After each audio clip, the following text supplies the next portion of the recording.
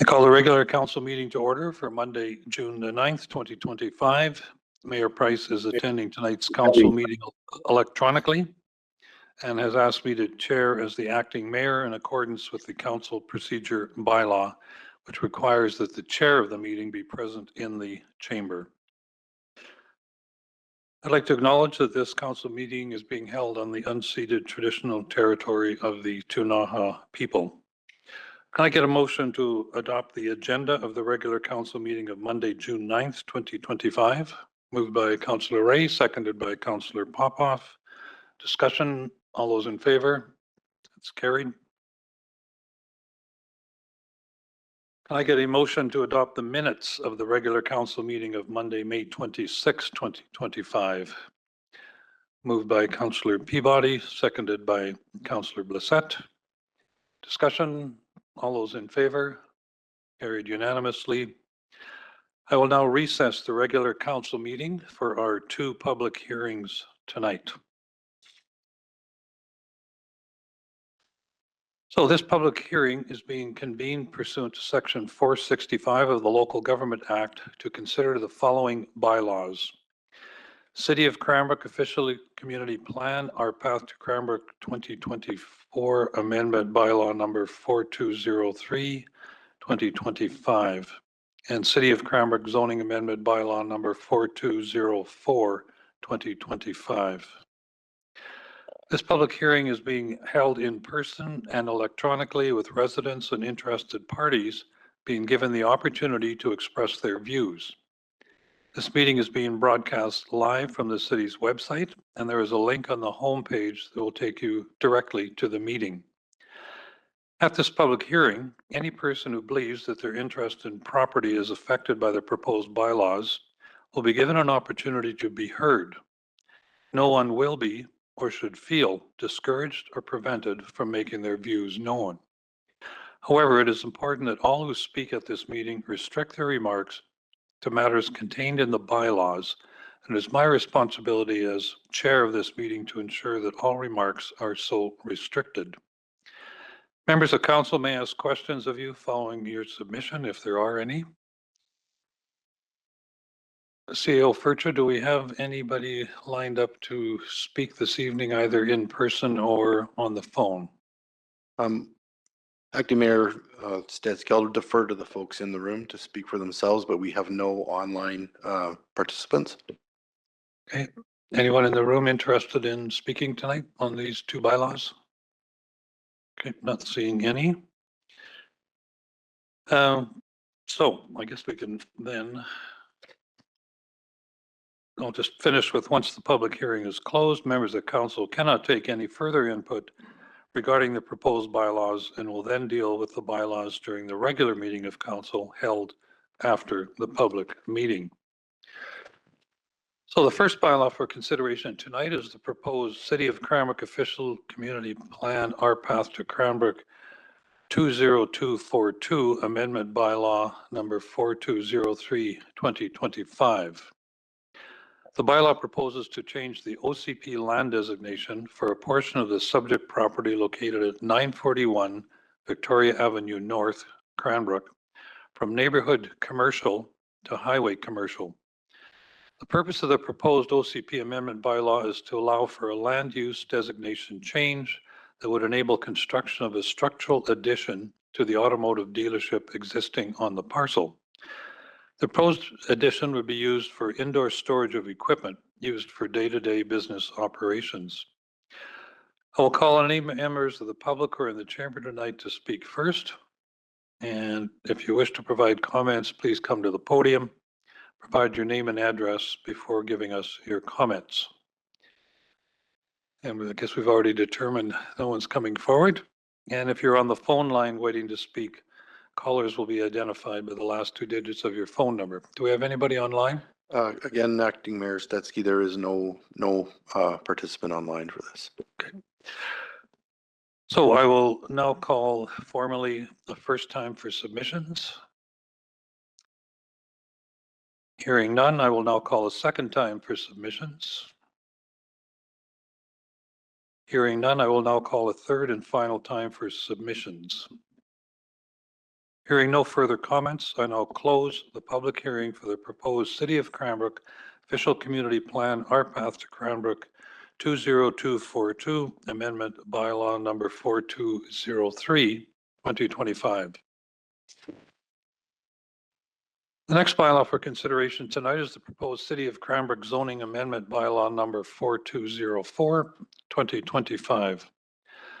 The bylaw proposes to change the zoning designation for a portion of the subject property located at 941 Victoria Avenue North, Cranbrook, from mixed commercial C4 to highway commercial C2. The purpose of the proposed zoning amendment bylaw is to allow for rezoning that would enable construction of a structural addition to the automotive dealership existing on the parcel. The proposed addition would be used for indoor storage of equipment used for day-to-day business operations. I will now call a first time for submissions. Hearing none, I will now call a second time for submissions. Hearing none, I will now call a third and final time for submissions. Hearing no further comments, I now close the public hearing for the proposed City of Cranbrook Zoning Amendment Bylaw Number 4204, 2025.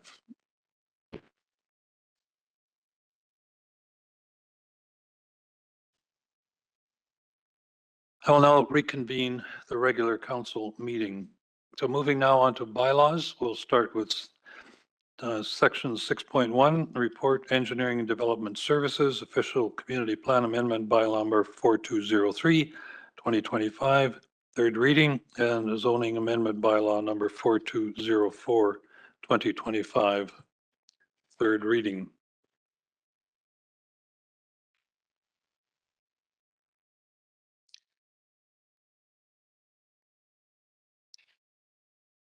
All right.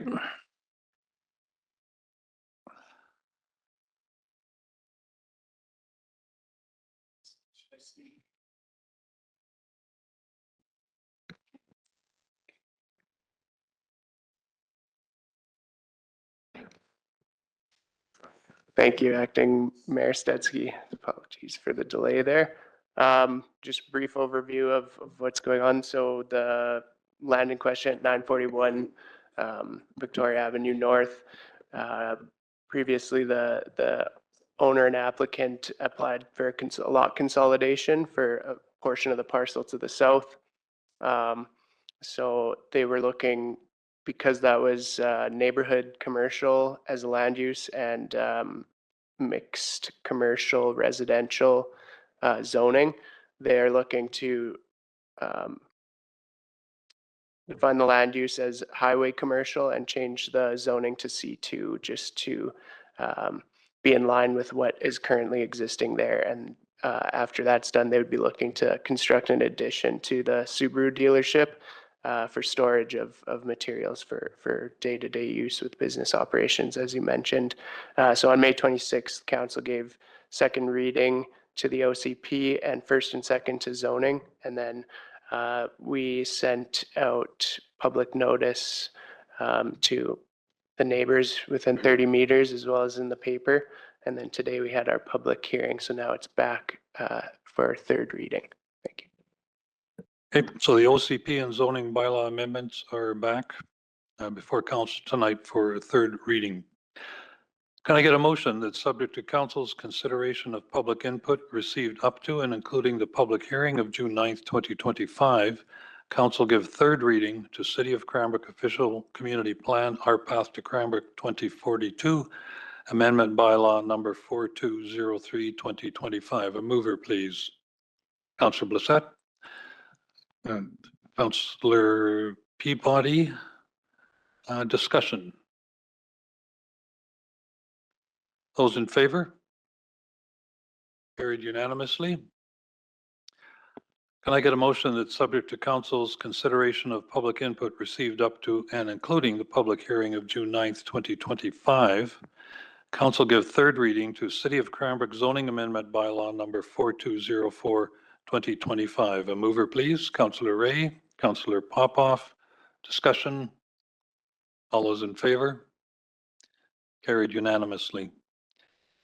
Is the mayor's going to be joining us still?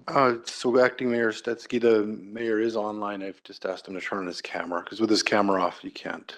He's Yeah, so can't we've- see his vote. Yeah, we've but- just shrunk the screen so you can see all the boxes, but his camera's just off. Okay, There he is. all right. Good to see you, Mayor. 6.2 is a report from Engineering and Development Services, unsightly premises bylaw number 4206, 2025. It's here before us tonight for first, second, and third reading. Staff report, please. Good evening, Mayor and Council. This report is being brought forward to really update some of the current language and to clarify the process by which we interpret and enforce the city's regulatory bylaws. So when it comes to these unsightly premises, we're not really changing the scope of what the definition is or changing what the penalties are. It's more or less looking at it from a legal and procedural best practices perspective and providing some updates on how we provide the notification to the property owners. So there is a more clear and transparent process by which they're made aware that there's an infraction, that they have time to respond, which is also beneficial. That wasn't in the previous bylaw, and some more clarification of the dates by which they either have to respond or the dates by which they have to comply. So that is something that we feel allows us to continue enforcing the bylaw, but also does allow any of the properties or property owners subject to those notices to have more transparent understanding of our processes. Thank you for that report. Can I get a motion that council give first reading to unsightly premises bylaw number 4206, 2025? Moved by Councillor Blissett, seconded by Councillor Peabody. Discussion. All those in favor? Carried unanimously. Can I get a motion that council give second reading to unsightly premises bylaw number 4206, 2025? Councillor Ray, Councillor Graham, discussion. All those in favor? Carried unanimously. Can I get a motion that council give third reading to unsightly premises bylaw number 4206, 2025? Councillor Popoff, Councillor Graham, discussion. All those in favor? Carried unanimously. Thank you. 6.3, another report from Engineering Development Services, Public Places Bylaw number 4207, 2025, first, second, and third readings. Staff report, please, on Public Places Bylaw. Thank you, Acting Mayor Stetsky and Council. At present, City of Cranbrook doesn't have a bylaw in place to be able to take corrective action to remedy some of the minor nuisances that occur within the city, especially what we're seeing at a lot of our public facilities and public places. Staff have brought forward previous reports to council on some of the challenges that are happening and some of the impacts that are happening related to our services, and some of the impacts that are happening also to damage and vandalism to our facilities and general safety. Staff spent some time looking at best practices and also engaging with legal counsel to look at what tool we would have available to try to curb some of those issues, address some of those issues, and impose potential fines for some of those issues. So this public places bylaw does have target audience to really enforce a little bit of more safe and enjoyable locations for the general public, and to also inform anybody that may be committing some of these infractions that we do now have these bylaws and policies in place, and understanding that they are something that we can follow up with actual penalties for. The items in here do mirror what are in criminal code, provincial statutes. So these are, established items that we have, like I said, looked at, existing precedents for as far as incorporating it into here. And it does establish what does constitute a nuisance, warranting attention by our staff and our bylaw officers, or potentially the RCMP if warranted. So that's the reason why we brought forward this new public places bylaw. Thank you, Mike. Can I get a motion that council give first reading to Public Places Bylaw number 4207, 2025? Moved by Councillor Graham, seconded by Councillor Popoff. Discussion. All those in favor? Carried unanimously. Can I get a motion that council give second reading to Public Places Bylaw number 4207, 2025? Mover. Councillor Peabody, seconder, Councillor Ray. Discussion. All those in favor? Approved unanimously. Can I get a motion that council give third reading to Public Places Bylaw number 4207, 2025? Mover, Councillor Ray, seconder with Councillor Graham. Discussion. All those in favor? Approved unanimously. Thank you. I think those are two really good improvements to our bylaws.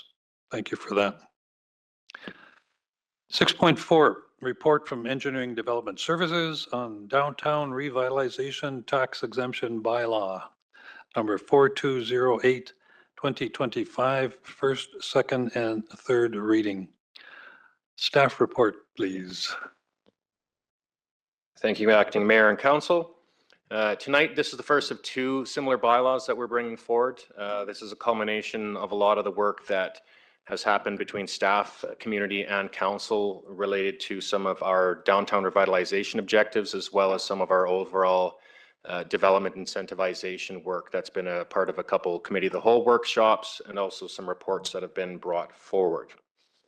This particular bylaw speaks to the downtown revitalization tax exemption bylaw. The background does provide more information about these bylaws really being structured in a way as required through Section 226 of the Community Charter. So we do have to work within the framework that is in there as far as how we collect these funds, how we define the bylaw. So it is a lot of structure that is provided through legislation. So we have ensured that we've done that work correctly. This bylaw does also incorporate a review and feedback and recommendations from a previous downtown revitalization bylaw. Some of that information is appended in the report that was previously presented to council. And it does also include best practices from other communities that we've seen, looking at a balance of how can this have the greatest benefit, but also look at how streamlined it can be and how simplified it can be, not just for the external user and applicant, but also for our internal administration. For this particular bylaw in the downtown, we've gone with a stronger revitalization tax exemption when it looks from the term of it for the 5-year exemption period. There's multiple amounts there. Commercial development is 80%. Mixed use commercial is 100%. So that is an additional incentivization of adding residential dwelling units to an existing use to look at having some of the addition to incorporate some housing into our downtown area.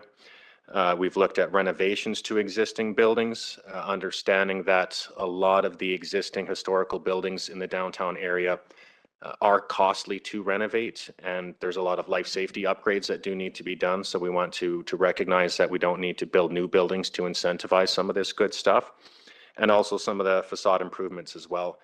Those don't always come up with a big tax change, but some of those facade improvements have, and we do want to make sure that we incorporate those items.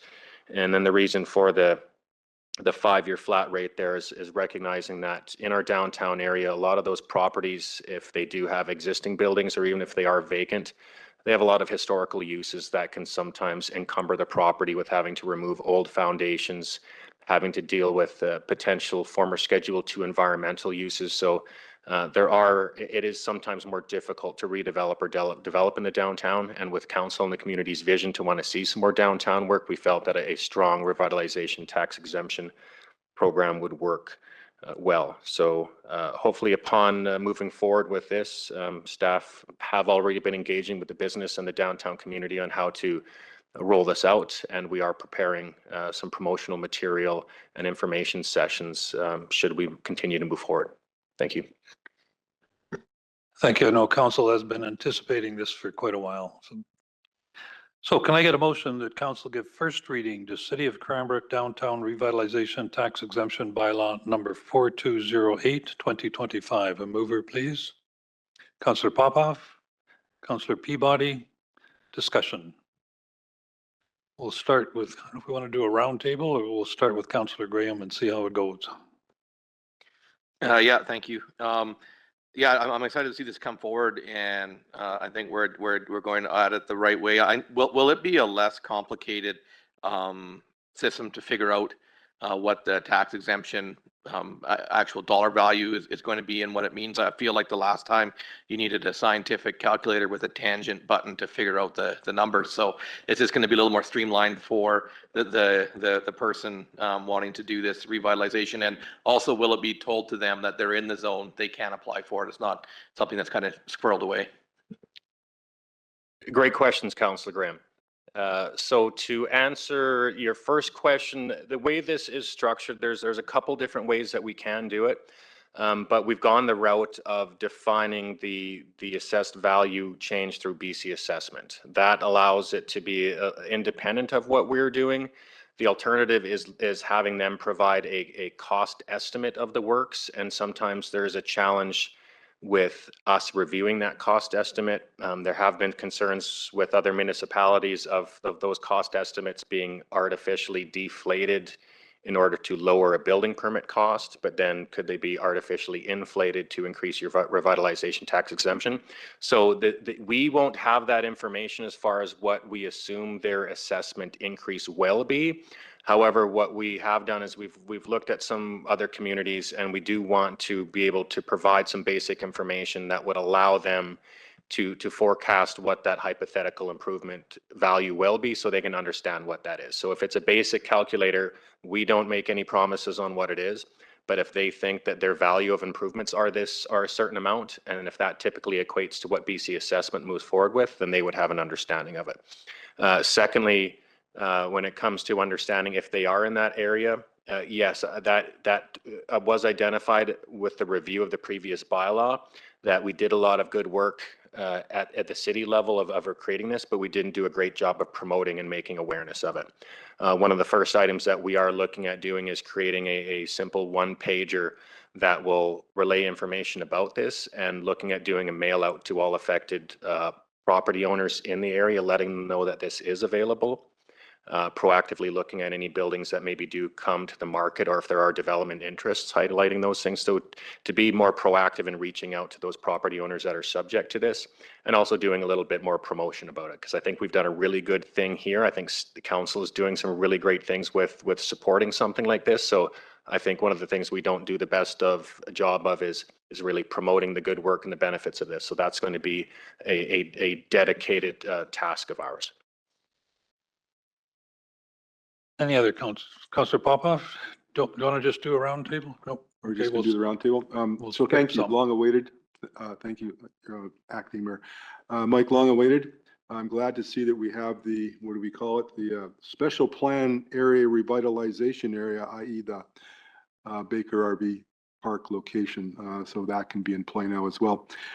What we heard with when the previous bylaw was in effect, sometimes it wasn't worth the effort to do the paperwork and the calculator that Councillor Graham is talking about for it to be meaningful to even make the application.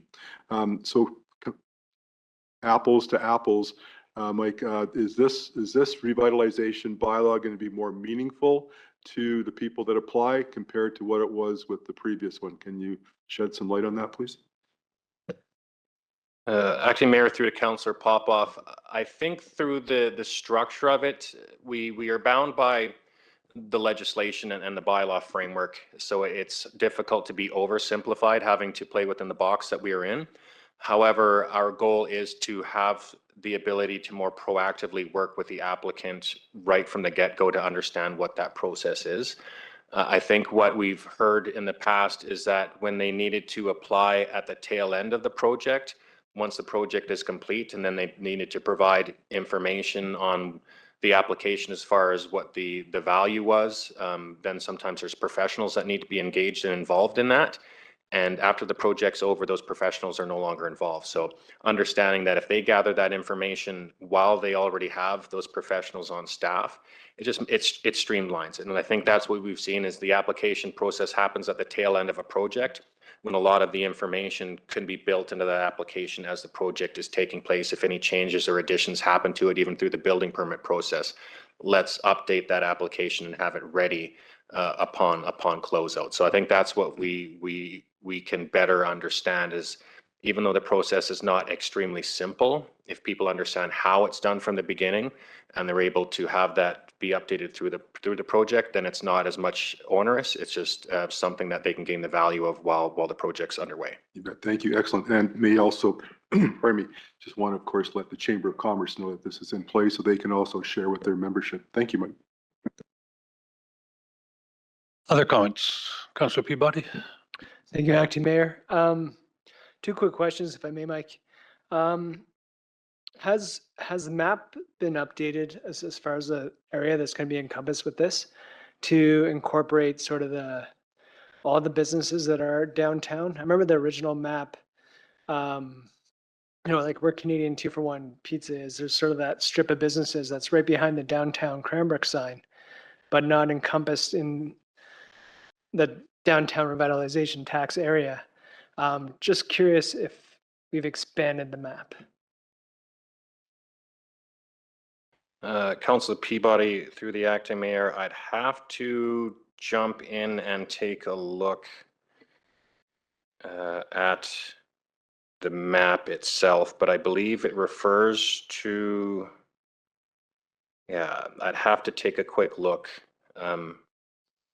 and get back to you on that portion of it. I do believe that the intention was to just cover the core area to begin with. Understanding that that's where the majority of the undeveloped or underdeveloped properties are, to intensify it in the core and then to look at expanding it outwards in the future. Okay. So that's that information that can be provided before we go into adoption. But I believe when we did look at it, a lot of if you look at the overall map of the downtown area or downtown revitalization master plan area, it does extend into a lot of what is traditionally residential properties. And we wanted to focus more on the core where the existing commercial properties and the existing, some of those vacant properties are that we see. So the focus was to really incentivize those areas that can see the most density and the most benefit.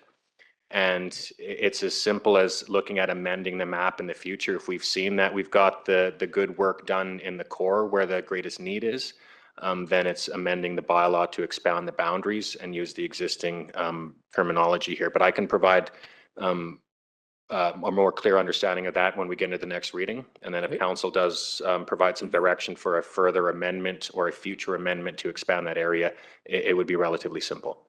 Okay, thank you. And then supplemental question, if I may.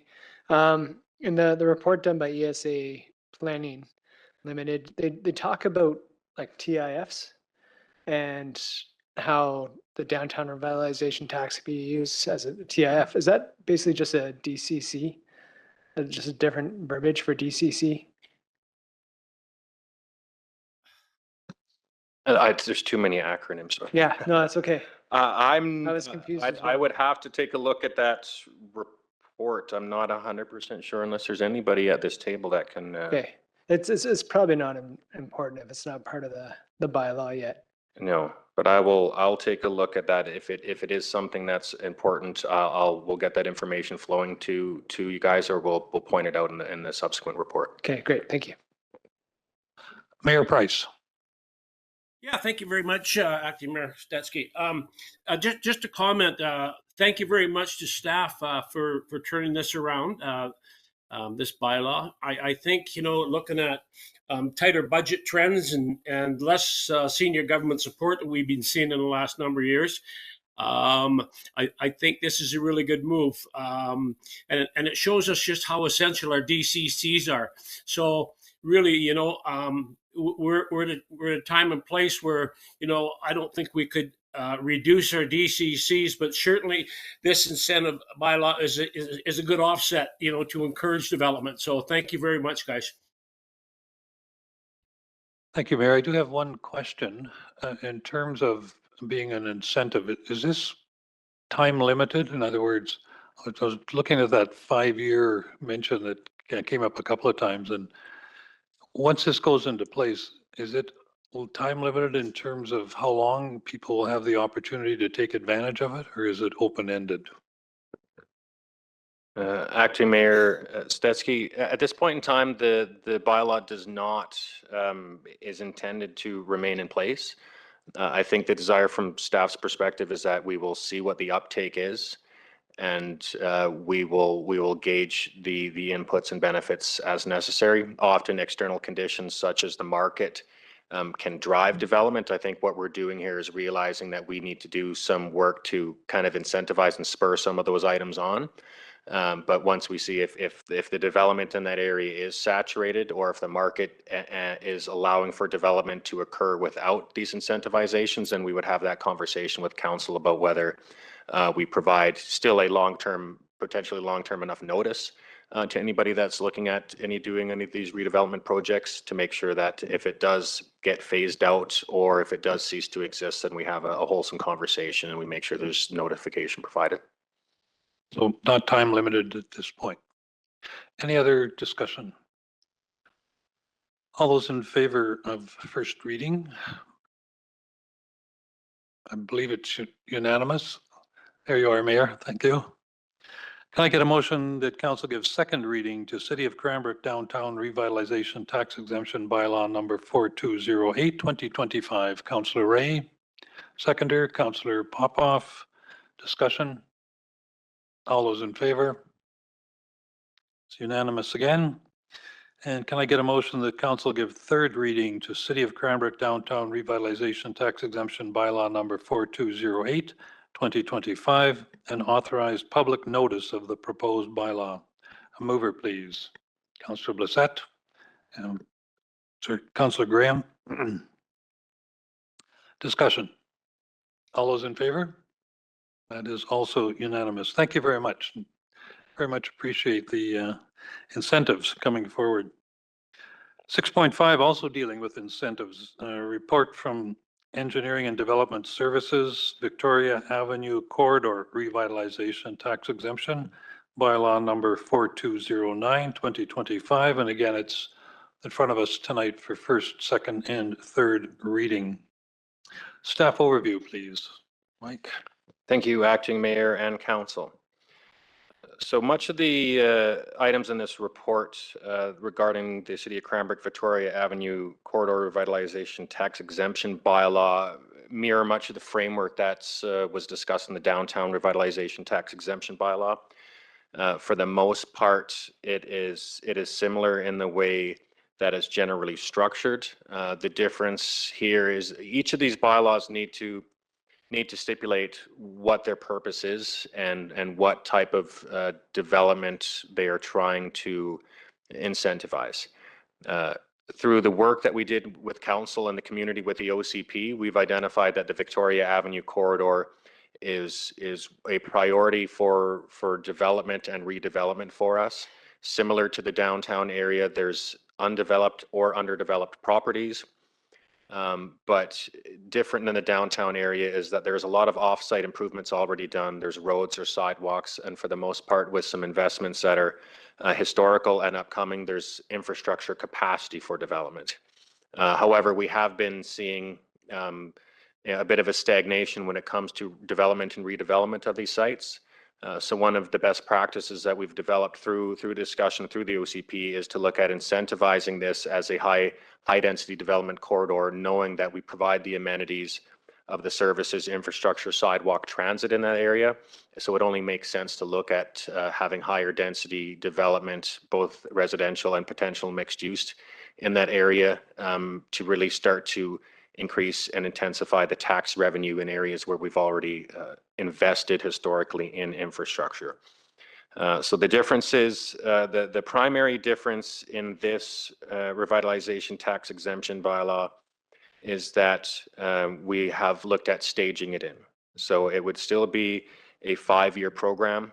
Year one would be 100%, then scaling down to 80%, 60%, 40%, and then year 5, 20%. Similar to the rationale discussed with the downtown revitalization tax exemption bylaw, a lot of these properties are less encumbered compared to downtown, and a lot of the infrastructure is more readily available to connect to. So it's not as much of a burden to develop these properties. However, we do want to incentivize this so we can see the development happen in the areas that we do want to central to our community. So that's the primary difference that we have. Most of the qualifying criteria is the same. And we've also provided more of a simplified version for the type of development that is applicable, which would include medium or high density multi-unit residential and or mixed use residential commercial development. Thank you. Thank you for that. Can I get a motion that council give first reading to City of Cranbrook Victoria Avenue Corridor Revitalization Tax Exemption Bylaw number 4209, 2025? A mover, please. Councillor Graham. Councillor Ray. Discussion. Councillor Graham. Yeah, thank you. This is definitely exciting to see. I know it's been a few years coming that we've been talking about this and moving it forward. I think this is definitely a good step to spur on some development and some things that have been, kind of talked about along Victoria. So hopefully that will work.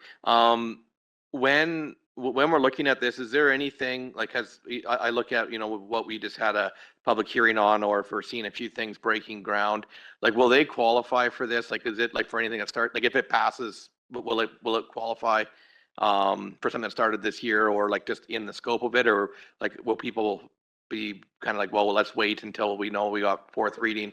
Just kind of curious on that for some of the development. Councillor Graham, through the acting mayor, that's a great question. The timing of this, I think, is still ideal. A lot of the reports and development and land use change processes that have gone through council are still in the land use planning stage when it comes to rezoning or even development permit. To be eligible for these revitalization tax exemptions, it really comes at the building permit stage and really the building permit completion stage. So I think we're in a great position. We have discussed as staff that if there were any projects that would be straddling the line that would start too early to be eligible for this, we would definitely have that conversation with them to make sure that that they are aware of this. But from the best of our knowledge, everything that's in the queue that's gone to council or gone to our department and permit applications in both of these areas recently should be eligible. Unfortunately, we've looked at it very clearly, and any projects that have been completed would not be eligible. There's no retroactive ability through these bylaws, and maybe there were some projects that were missed from that perspective. But we do have a good handle on the projects going forward that should all be able to take advantage of this. Councillor Ray. Thank you, Acting Mayor. I'm very much in support of both of these bylaws, the downtown and for Victoria Avenue. When we look at our strategic plan, we clearly identified housing as one of our priorities and linking that clearly to economic development for our community. So I see this as a very positive initiative. And of course, in our own housing assessment, we identified a significant need for housing units, which was then further expanded, even bigger numbers, using the updated model through the province. So we know we have significant need for housing all across the housing spectrum. And I'm very hopeful that this will help move housing developments forward. So very much in favor. Any other discussion? Councillor Peabody. Thank you, Acting Mayor. Mike, another map question here for you. Just looking at the area that's outlined here, would it be worth also including, I guess it'd be like the right side of the street between 2nd Street North and 6th Street North? I see we encompass some of the apartments, but then further down the street, like where the church is, or the townhouses on the corner of 2nd Street North and Victoria, would it be worth just including that in the map, just in case a developer does want to take over that space and do something better, make some improvements. Councilor Peabody through the acting mayor. Great question. The boundary that we've included here does mirror the work that was done in the OCP. So that's really part of the reasons why we've done this sequentially, and it's maybe taken a little bit longer than we wanted to, is we did want to mirror that policy document because it does really speak to the work that the community, staff, and council have done. So the focus at this point in time is from that 2nd Street North node working north. The properties that you've identified are primarily developed, but I do agree that, you know, staff and council can be aware that if going forward there is a desire for any significant redevelopment projects along the rest of that corridor, similar to when we talked about the downtown, is looking at expanding or continuing a program if we do see the benefits of it. But right now, a lot of those properties are existing. They are developed. There's not a lot of room for redevelopment or intensification. But that being said, yes, I think if an opportunity presented itself where there was more of a community level planning or land assembly exercise where somebody wanted to bring forward some larger redevelopment proposals, then there's nothing preventing council or staff from considering expanding these boundaries, especially that would likely be a multi-year effort. So it's something that we could incorporate into consideration of expansion or creating a new boundary. Okay, thank you. Any other discussion on Victoria Avenue corridor revitalization? Seeing none, all those in favor? Carried unanimously. Can I get a motion that council gives 2nd reading to City of Cranbrook Victoria Avenue corridor revitalization tax exemption bylaw number 4209/2025? Mover, please. Councillor Popoff. Councillor Peabody. Discussion? All those in favor? And carried unanimously. Can I get a motion that council give 3rd reading to City of Cranbrook Victoria Avenue corridor revitalization tax exemption bylaw number 4209/2025 and authorize public notice of the proposed bylaw? Mover, please. Councillor Blissett. Councillor Peabody. Discussion? All those in favor? Carried unanimously as well. We're keeping engineering and development services busy this evening. Staff report, please, on adopting servicing officer appointment bylaw 4210/2025. Thank you, Acting Mayor and Council. So this report is coming forward for adoption. Some background was provided previously, essentially allowing Council to know that the Local Government Act has changed regarding the authority for the city to appoint servicing officers, which would allow us to consider any requirement for a property to provide road dedication at the time of building permit. This is very similar to the existing authorities that staff do exercise through the subdivision process through our approving officer appointment. And this essentially allows through either one of those development activities, specifically building permit, for us to consider if it's a part of the community or an area of town where the existing right-of-way is deficient in size or there is no right-of-way for lands beyond, that we can ensure that those road widenings or those future connectivity corridors are allowed to be done, and it can be done through the building permit process rather than separately through a separate legal or land acquisition process. Thank you. Can I get a motion that council adopt servicing officer appointment bylaw 4210/2025? A mover, please. Councillor Ray, seconder, Councillor Blissett. Discussion? All those in favor? Approved unanimously. So moving now to new business, 8.1, a report from finance, tax write-offs, Western Financial Place, non-restaurant space. Charlotte? Thank you, Acting Mayor. So this report is requesting a resolution from council to write off taxes pertaining to a vacant space at Western Financial Place and to submit the request to the Ministry of Community Services to write off those taxes. This was the space formerly Shivers, and the tenant vacated the property or the space in April of 2024, paid the taxes up to April 2024, and the balance of the year from May to December are now being requested to write them, to be written off. Thank you. I get a motion that council approves the write-off of taxes in the amount of $1,463.46 pertaining to 2024 taxes outstanding due to a vacant space at Western Financial Place, formerly Shivers, roll number 5000009, and approve submission of request to the Ministry of Community Services to write off these taxes. A mover, please. Councillor Blissett, seconded by Councillor Ray. Discussion. All those in favor? Carried unanimously. 8.2, another report from Finance on restaurant space from Western Financial Place. Charlotte, do you hear that one too? Okay.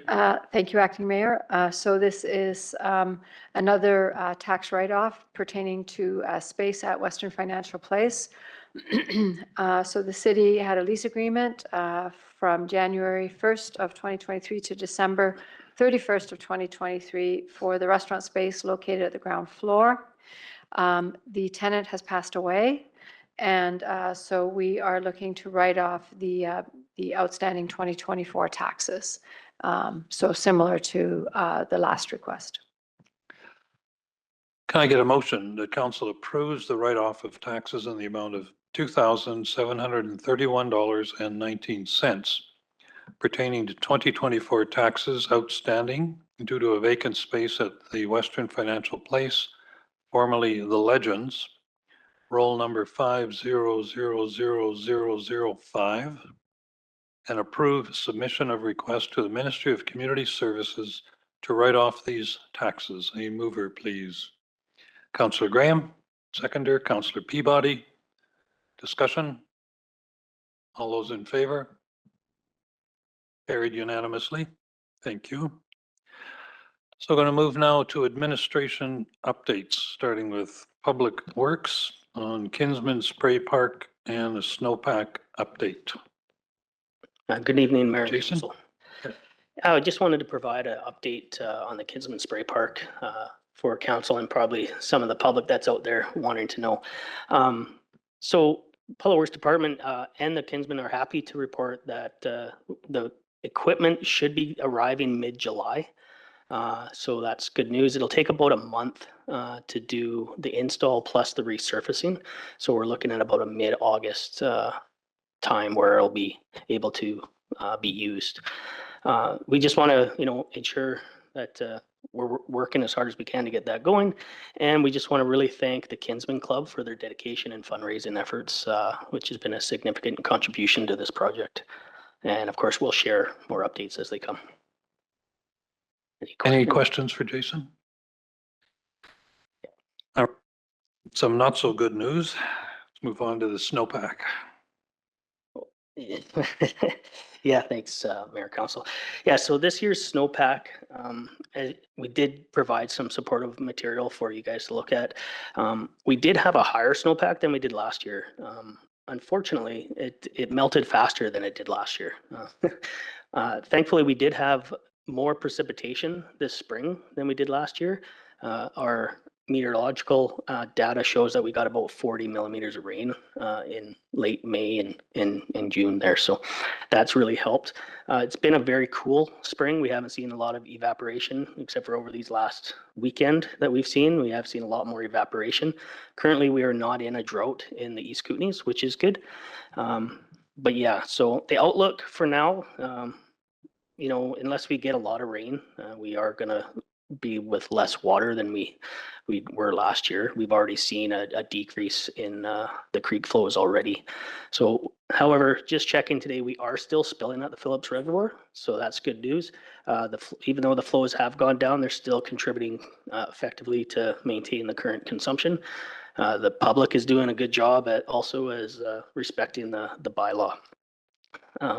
Yeah, so we're still okay, but we're looking, we'll be really monitoring it over the next few weeks and months, and we'll keep giving you updates as we need to. Questions for Jason? Councillor Ray. Thank you, Acting Mayor. I guess last year as the reservoir was dropping, it was really helpful to have those updates on the website. And sure, I wasn't the only one who was regularly checking the website to see where we're at. So is that something we can continue to do this year as we move through the summer? Through Acting Mayor Stetsky to Councillor Ray. Yes, of course, we'll look at doing that. That'll mostly be triggered if we go into a stage 2, just so people are more aware. Very good. Thank you so much. And then just one quick follow-up. Just want to confirm that Wednesdays are still waterless Wednesdays. Yes. Thank you. Councillor Popoff. Yes, thank you. So right now we're at stage 1. We are at I stage want to 1. get in trouble by the public, seeing me out there. And then what must have to happen more or less for us to then move into stage 2, just to remind the public? Yeah, the bylaw, it's when Phillips Reservoir hits 80% or it's not maintaining the current consumption rates. So And But we're right not there now, yet. sorry, And we're not there yet. we're not there yet. Thank you. Any other questions? Thank you, Jason. Next is also from Engineering and Development Services and Administration update and some congratulations as well. Darren.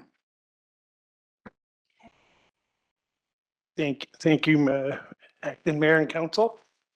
Actually, yeah, I got some great news today. Actually, we got some friends joining us from Kootenay Employment Services. We got Greg and Kirsten, who we'll be talking about, and we're doing a bit of an experiment here. Let's say I have a report, but I've also created a video, which is somewhat fitting given what we're about to celebrate. But that is Ross's signal to play the video. Was it good?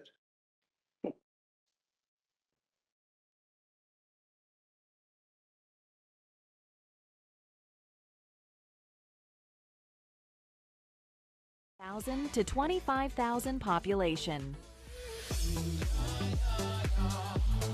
Choose Cranbrook is a dynamic, purpose-built website driving the City of Cranbrook's economic development strategy.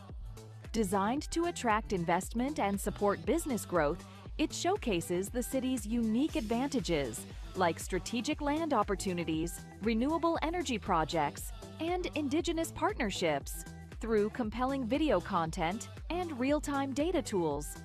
The Economic Development Data Portal empowers decision-makers with insights into tourism, permits, and economic trends. Supported by local and national partners, the platform elevates Cranbrook's profile and strengthens its investment readiness. By uniting transparency, innovation, and collaboration, Choose Cranbrook positions the city as a thriving destination to live, work, and invest.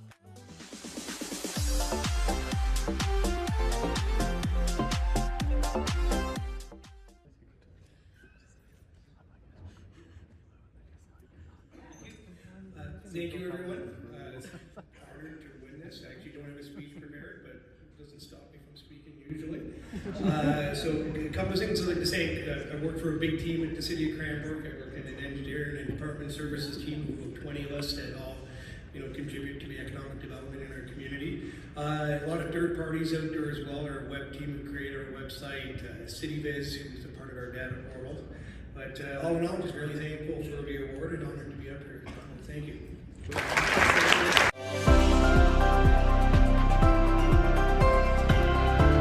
Community Resiliency Award, more than 25,000 population. The Rural Entrepreneurship Development Program is transforming rural communities across the Kootenays by turning local ideas into lasting businesses. Since 2023, RED has launched 22 businesses, created 28 full-time jobs, and leveraged $2.8 million in investment. Focused on skills shortages in key sectors like food processing, green tech, and childcare, RED is driving economic diversification and resilience. The program also champions inclusivity, supporting women, Indigenous entrepreneurs, newcomers, and people with disabilities. Through tailored coaching and flexible support, RED empowers individuals to build confidence, capacity, and community. It's grassroots innovation with real impact, fueling sustainable growth across the region.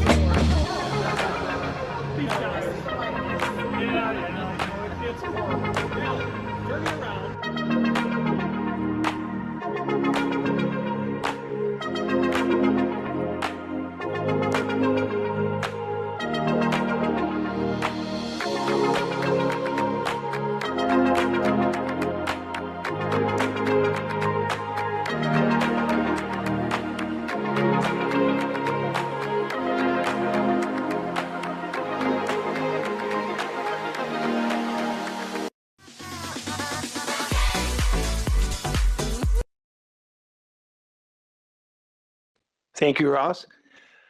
But that was the experiment, a little bit of video storytelling there. So in part, it's why we won the award. But I just want to say a thank you to everyone that was a part of this. It really was a team effort from the internal departments, local organizations, and the different regional partners that came together for this award.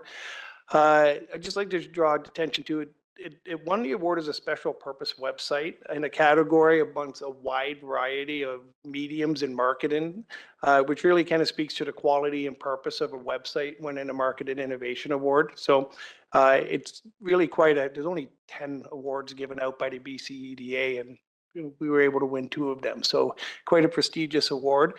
I'll give a couple of shout outs to local people here in the community that were a part of this. Gen X Marketing, we manage our website and their local marketing agency. We had Lucas Namus Films, the gentleman who produced all our video for our FDI and traction videos. Cranbrook Tourism, who created the Tanaka Homelands Project. CityViz, who's the data portal that we work with, and then Occam and the Tanaka Nation in their contribution to the Tanaka Homelands Project. So this award belongs to everyone, really kind of demonstrates what happens when everyone comes together and works together as a team, and quite proud of our accomplishment. The second part of that presentation was the I-90 Aerospace Conference. I know a lot of people may wonder, when I do go out on the road, what am I doing?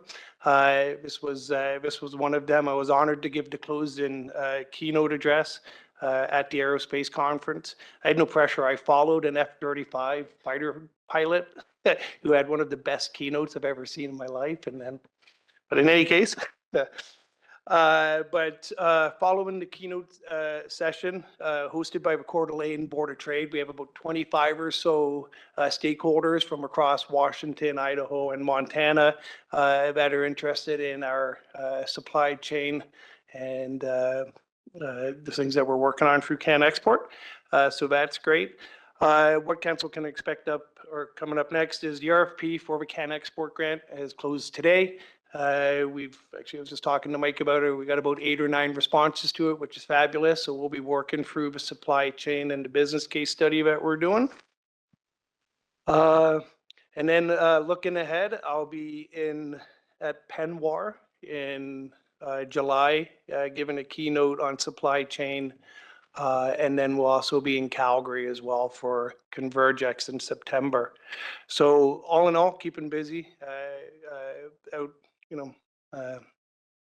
just meeting people and networking. But it's been a very successful couple of months, and just very happy to be working on this project. So one thing I will say though after this is we were going to get a few pictures where Kristen and Greg with the mayor afterwards. If anyone on council here wants to hang out afterwards, we're just going to take a couple of quick pictures and we're going to send out with our press release if that's okay.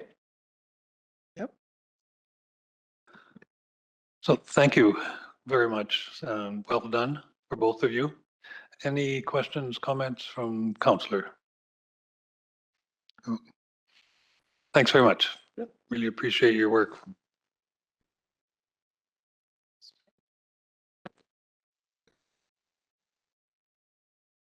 I think that brings us now to mayor and councillors' reports and inquiries. So let's start with Mayor Price tonight. Yeah, I've got nothing to report today. Councillor Graham.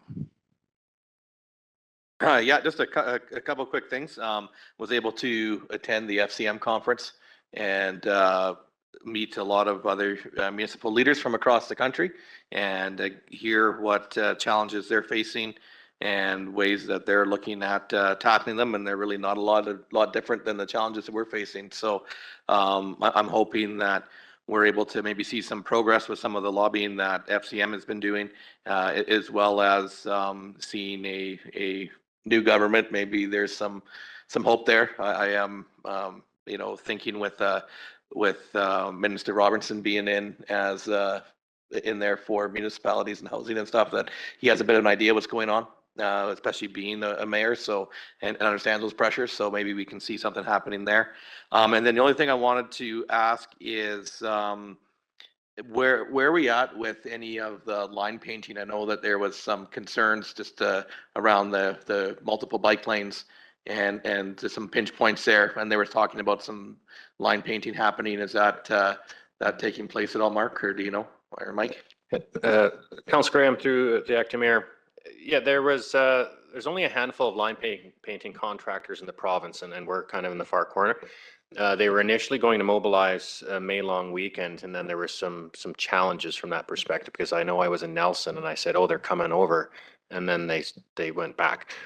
So they've started today on my drive up to the soccer fields to drop off my son. They have been line painting. There's cones out to do some of that stuff. I did meet specifically with our construction compliance technologist on the bike lane line painting to look at, obviously it needs to be refreshed, and also looking at making some adjustments and some field fits that just make sense. We sat there, looked at some of the traffic, observed some of the things, drove it a few times ourselves. Again, it's not going to be perfect, but there's going to be some significant improvements on it. And then we are working on a plan that we'll be bringing forward to stage it for the works that we're going to be looking at doing in 2026 that will further improve that awareness. Councillor Popoff. Yes, thank you, Acting Mayor. So FCM conference, again, very valuable. It started off with Prime Minister Carney. He was our FCM keynote speaker, and he stressed that to achieve his nation building plans have to occur with local governments. So I'm hopeful. Also, major priorities that seem to be going around and around at FCM was, of course, housing, the need for housing, municipal infrastructure, and bail reform, which all are important issues to Cranbrook. And I learned something. I learned that not every province has municipalities that are able to charge DCCs. BC and Ontario, I think, are the two. Maybe there might be others, but the vast majority of provinces in this country do not have the means to charge DCCs. So BC is one of them, and we do. That's what I have to report. Thank you. Cranbrook should be proud of our road conditions relative to Ottawa. I spent an extra week in Ottawa driving around because my wife's from Ottawa and my brother-in-law's Cadillac. And I don't know why they drive Cadillacs in that town, because there's more potholes and craters and manhole covers and everything else. It's just abysmal. So we're very lucky to have dedicated staff in Cranbrook dealing with our pothole problems. Thank you. Councillor Ray. Thank you, Acting Mayor. A quick thank you and congratulations to the Cranbrook Pride Committee. They've been working very hard in advance of the Pride activities that have taken place over the past week. So the Faces of Pride exhibit is in the Key City Theatre Gallery. Folks can visit it there, and then I'll be going out into the community to local businesses for the summer, so you can see those portraits there. And then, of course, Pride in the Park on Saturday, very positive event. So just a great celebration of diversity and inclusion and bringing so much vibrancy to our community. So big thank you and congratulations to Cranbrook Pride. And one additional event is coming up as part of Cranbrook Pride. There'll be a film this Thursday at the Key City Theatre at 7 p.m. regarding a landmark human rights case in Alberta. So if anyone's interested in seeing an award-winning film, for free, this Thursday, 7 p.m., Key City Theatre. We've touched on this before, but just want to touch on it again. So last week was Go by Bike Week. So I hope our favorite cyclist city councillor entered Go by Bike Week, because you can win awesome prizes. So if you did not enter the spring contest, keep your eyes out for the fall, because Go by Bike does have awesome provincial prizes. But great to see lots of cyclists out last week, and people wearing helmets, which is very important. And just a reminder for cyclists to follow rules of the road, and for cars, and to watch out for each other, and to please wear your helmets. And along those same lines, if folks are on Facebook, if you haven't liked and followed the Cranbrook RCMP page yet, please do. They're providing excellent information through their page, including they are ready and they're doing it, handing out Slurpee coupons to folks who are wearing helmets. So wear your helmet, talk to your local RCMP officer, see if you can get a free Slurpee. And then an important event coming up, June 24th, 6:30 p.m., Anchors is hosting a parents' town hall at the College of the Rockies, and that's regarding drug use in our community and the extreme danger of the current illicit drug supply. So very important issue for our community. So June 24th, 6:30 p.m., College of the Rockies. Councillor Blissett. Well, thank you. And yeah, I'm really looking forward to Spirit of the Rockies Festival that's coming up over the weekend of the 21st. Of course, the Ambassador Show on the Friday night, the parade, and then the Wiener Dog races, because this year we're going to have a contender. So we're starting training tonight. So I hope to be in the winner's circle. Anyways, that's all. Thank you. Councillor Peabody. Nothing to report. Couple of quick things. I had a number of things from FCM, but I'm going to leave them to the next meeting. I had the privilege of representing City Council and the Mayor at D-Day Memorial at Rotary Park on June the 6th. Quite appropriate in some ways, because Audrey and I visited Juno Beach last October, and so it added a special meaning to D-Day. When you stand among those rows and rows of white crosses, you can't help but wonder how we as civilized people can't figure out a different way to resolve our issues than to kill one another. And then on Saturday, I had the honor again of representing the city at the Pride 20th anniversary celebration at Rotary Park. That was a very special day, as Councillor Ray has mentioned. This Friday, Key City Theatre is a celebration of Canadian music with local artists. So if you don't have your tickets already, it's a great event. And it's all Canadian songs by our local musicians. And so I'll leave the FCM stuff for another day, but I would like to put forward a motion that the Edmonton Oilers are going to win the Stanley Cup. I think it's unanimous, so it's got to happen. City Council says it will happen.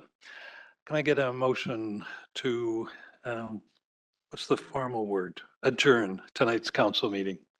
Councillor Blissett, Councillor Peabody, all those in favor?